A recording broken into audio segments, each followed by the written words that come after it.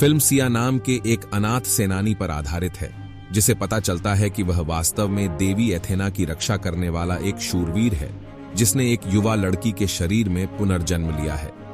क्या वो उसे रोकने में कामयाब हो पाएगा, या देवी एथेना गुस्से में पूरी पृथ्वी का सर्वनाश कर देगी? जानने के लिए बने रहे वीडियो के अंत तक। वीडियो स्टार्ट करने से पहले आपसे एक छोटी सी रिक्वेस्ट है, आप प्लीज वीडियो को एक लाइक करें और इस पर एक प्यारा सा कमेंट करें, ताकि YouTube इस वीडियो को और भी लोगों तक पहुंचाए, जिससे इस गरीब का कुछ भला हो जाएगा। So without wasting any more time, let's jump to the video. कहानी की शुरुआत में हमें बताया जाता है कि देवताओं ने सदियों पहले पृथ्वी पर शासन किया था और मनोरंजन के लिए मनुष्यों पर अत्याचार किया था। ज्ञान और युद्ध की देवी एथेना ने मानवता को हमेशा के लिए मिटा देने की शक्ति होने के बावजूद मनुष्यों की रक्षा करने का फैसला किया, और उसने जल्द ही अपने उद्देश्य के लिए लड़ने के लिए दुनिया भर से शूरवीरों की एक परिषद इकट्ठा की। इन शूरवीरों ने सितारों की शक्ति को इकट्ठा करना और उसका उपयोग करना सीखा, जिसे कॉस्मो के नाम से जाना जाता है, और उन्होंने एथेना को अन्य देवताओं के खिलाफ मानवता की रक्षा करने में मदद की, जो धीरे धीरे पीछे हट गए और गुमनामी में चले गए। हालांकि एथेना अब एक बच्ची के रूप में पुनर्जन्म ले चुकी है, और अलमनकिडो नाम का एक आदमी इस बच्ची को असहाय स्थिति में पाता है और उसे गोद ले लेता है। फिर हमें कहानी के हीरो सिया से परिचित कराया जाता है, जो जीवन व्यतीत करने के लिए एक अंडरग्राउंड रिंग में एक लड़ाकू के रूप में काम करता है। सिया पारंपरिक लड़ाकों से अलग है, क्योंकि वह ज्यादातर रिंग के चारों ओर डांस करता है और मुकाबलों को जीतने के लिए सही समय पर हमला करता है। ऐसी ही एक लड़ाई के दौरान कैसियोस नाम का एक अनुभवी फाइटर सिया को चुनौती देता है, और दोनों रिंग के अंदर लड़ाई में शामिल हो जाते हैं। कैसियोस को इस बात पर बहुत गर्व और घमंड है कि उसने कभी कोई लड़ाई नहीं हारी है, और वह इस बात से भी बहुत खुश नहीं है कि सिया धीरे धीरे एक कुशल लड़ाकू साबित हो रहा था और हर जीत के साथ लोकप्रियता हासिल कर रहा था।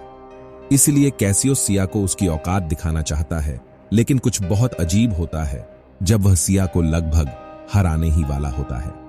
जैसे कि उसके शरीर से कोई जादुई शक्ति निकल रही हो, सिया कैसियोस को चोट पहुंचाने और उसे जमीन पर गिराने में सफल हो जाता है, जिसके परिणाम स्वरूप अनुभवी की पहली हार होती है।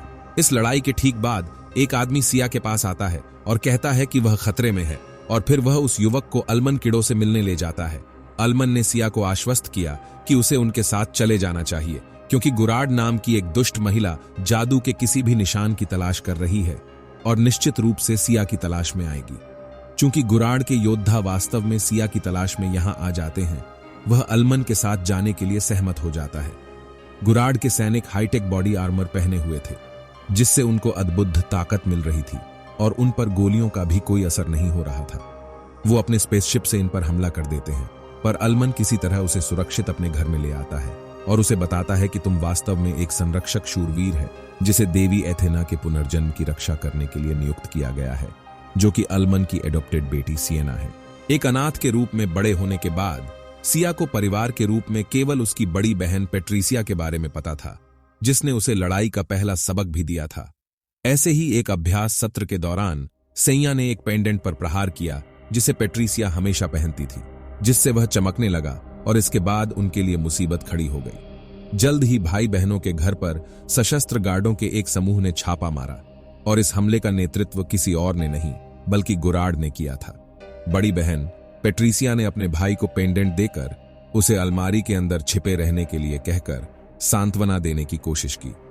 इसने सिया के लिए अच्छा काम किया, क्योंकि वह कभी नहीं मिला, लेकिन पेट्रिसिया को दुष्ट लोग ले गए।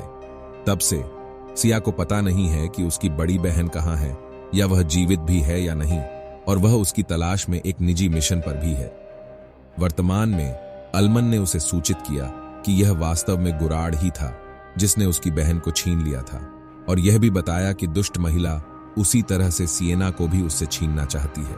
हालांकि सिया को यह विश्वास करने में कठिनाई हो रही है कि सियेना वास्तव में एक देवी है, या वह स्वयं एक अभिभावक देवदूत है। युवक अलमन के सुरक्षित घर में ही रहता है। फिर नाइट ऑफ ज़ोडिएक के रूप में अपनी शक्तियों को सामने लाने के लिए, खुद को प्रशिक्षित करने के लिए उसे एक द्वीप पर भेजा जाता है।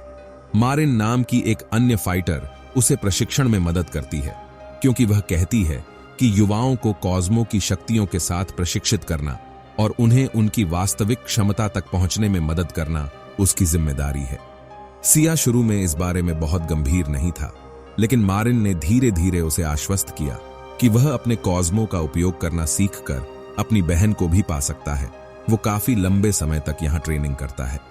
इसके अंत में सिया अपनी वास्तविक क्षमता तक पहुंच जाता है और अपने कॉस्मो, जो एक घोड़े के रूप में है, उसका उपयोग करने के बाद नायक पेगासस नाइट का रूप धारण कर लेता है, जो कि उसकी वास्तविक पहचान है।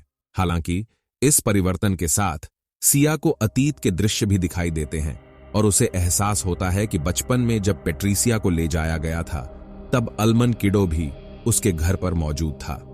इस बड़े विश्वासघात के बारे में और अधिक जानने और बदला लेने की चाहत में सिया बहुत गुस्से में अल्मन के घर में लौट आता है। अब सिएना ने उसे पेट्रिसिया के साथ जो हुआ उसके बारे में पूरी सच्चाई बता दी है। सिया के बचपन के दिनों से ही गुराड कॉस्मो की तलाश में थी, क्योंकि उसे जीवित रहने के लिए सितारों की विशेष शक्तियों की आवश्यकता थी। उसने ऐसे किसी भी व्यक्ति के स्थान का पता लगाने के लिए एक विधि विकसित की थी, जिसने भी दुनिया पर अपनी कॉस्मिक पावर्स को उजागर किया था। जब सैया ने पेट्रिसिया के गले में पहने पेंडेंट पर प्रहार किया, तो इससे कॉस्मो में विस्फोट हो गया, क्योंकि पेंडेंट वास्तव में सैया का था, क्योंकि वह पेगासस नाइट था। गुराड ने इस विस्फोट का पता लगाया और जल्द ही भाई बहन के घर पहुंच गई।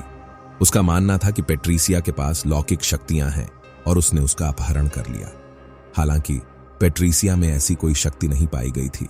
बड़ी बहन ने जानबूझकर अपने भाई को बचाने के लिए खुद को पकड़वा लिया था, क्योंकि वह जानती थी कि सिया के पास यह जादुई शक्ति थी। गुराड और उसके सहायकों ने कई अन्य बच्चों का अपहरण कर लिया था, जिनके पास कॉस्मिक पावर्स होने का संदेह था, लेकिन जब उनमें से कोई भी उसके उद्देश्य में मदद नहीं कर सका, तो उसने उन सभी को छोड़ दिया।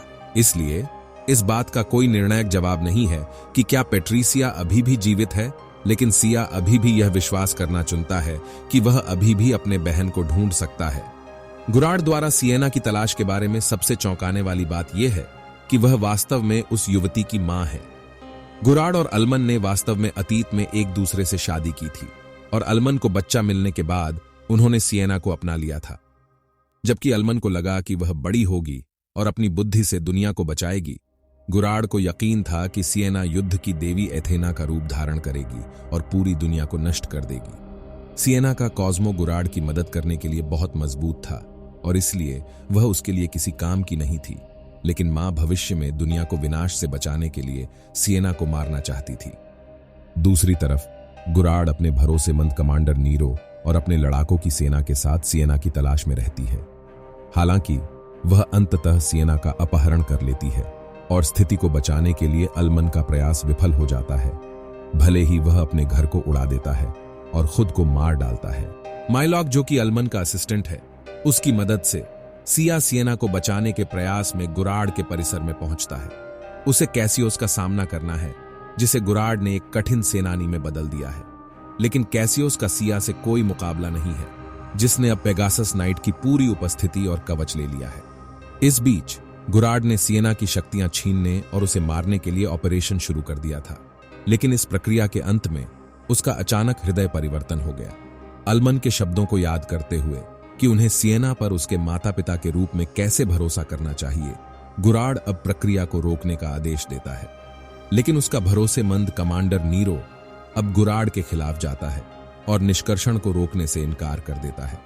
वह खुद को फीनिक्स नाइट, राशि चक्र के शूरवीरों में से एक बताता है, लेकिन एथेना की रक्षा करने के बजाय वह उसे मारना चाहता है। फीनिक्स नाइट मानवता को बचाने के विचार के खिलाफ प्रतीत होता है, जो एथेना ने उन सभी युगों पहले किया था। नीरो न केवल सिएना को मारना चाहता है, बल्कि गुराड के अंदर अभी भी मौजूद सोने के कवच की शक्तियों को भी छीनने का प्रयास करना चाहता है। इस समय तक सिया यहां पर आ चुका था। कैसियोस उससे लड़ने आता है, पर सिया उसे एक जबरदस्त किक के साथ धाराशायी कर देता है। इसके बाद वो सिएना को बचाने जाता है, पर गुराड का कमांडर नीरो उस पर हमला कर देता है और फिर पेगासस नाइट और फीनिक्स नाइट के बीच एक बड़ी लड़ाई शुरू हो जाती है। दोनों के बीच एक जबरदस्त मुकाबला होता है, जिसके बाद दोनों बुरी तरह घायल हो जाते हैं। लेकिन फिर सिएना ने देवी एथेना का रूप धारण कर लिया और युद्ध के गुस्से में दुनिया को नष्ट करना शुरू कर दिया। नीरो एथेना पर हमला करने और उसे रोकने की कोशिश करता है, लेकिन वह उसकी शक्तियों से आसानी से हार जाता है। सिया एथेना को सीधे सिएना के रूप में संबोधित करता है और इस बारे में बात करता है कि कोई अपना भाग्य खुद कैसे बना सकता है, जिसका अर्थ है कि उसे दुनिया को केवल इसलिए नष्ट नहीं करना है क्योंकि उसे ऐसा करना चाहिए। यह प्रेम और करुणा अद्भुत काम करती है और जल्द ही सिएना अपने सामान्य मानव स्वरूप में लौट आती है और दुनिया का विनाश रुक जाता है। सिएना गुराड़ को संघर्ष करते हुए पाती है और उसे जीवित रखने के लिए उसे अपनी कुछ कॉस्मिक शक्ति देती है। ऐसा लगता है कि अब जब सिएना अपनी शक्तियों पर पूर्ण नियंत्रण में है तो उसके जादू का इस्तेमाल गुराड़ की रक्षा के लिए किया जा सकता है। नीरो को भी गंभीर रूप से घायल लेकिन जीवित देखा जाता है। फिल्म के अंत में सिएना सिया से कहती है कि अब उन्हें ज़ोडिएक के बाकी शूरवीरों को इकट्ठा करने की जरूरत है, क्योंकि पुराने देवता निश्चित रूप से मानवता का सफाया करने के लिए वापस आएंगे, जिससे यह स्पष्ट हो जाता है कि इस फ्रेंचाइज में और भी फिल्में हैं आने के लिए। इस तरह के और वीडियो के लिए सब्सक्राइब करें, नोटिफिकेशन ऑन करें और चैनल की मदद के लिए एक लाइक जरूर करें। देखने के लिए आपका धन्यवाद।